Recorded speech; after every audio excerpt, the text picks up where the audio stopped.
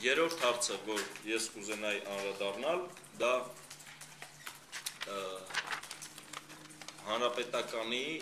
թեկնածուի, նրանց ավականների թեկնածուների ներկայացած հայտարարագրերն են։ Տարոն Մարգարյանը ներկայացրել է մի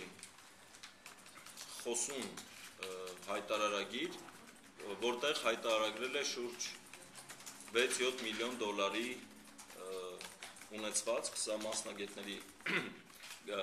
գնահատման արդյունք է։ Ես ձեզ հիշեցնեմ, որ Տարոն Մարգարյանը կրթություն ստանալուց հետո, անմիջապես հետո, անցել է պետական աշխատանքի, ընդ որում չի ծառայել զինված ուժերում, սա իմիջայլոց,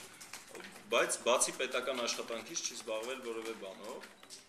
եւ այժմ հայտարարագրել է շուրջ 7 միլիոն դոլարի ունեցվածք։ Իսկ դուք որտեղ եք ծառայել? Ես ծառայել եմ զինված ուժերում 2001 թվականի նոյեմբերից 2003 թվականի նոյեմբերը։ Որտեղ? Ծառայել եմ լավ, չէ, ես պատրաստ եի ասել, բայց Գաղտնիք չի, ասեք ոչ է։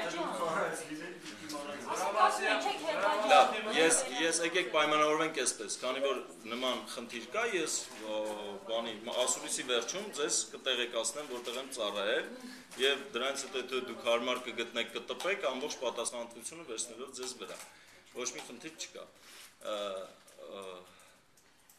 Վերադառնանք Տարոն Մարգարյանի ունեցվածքին,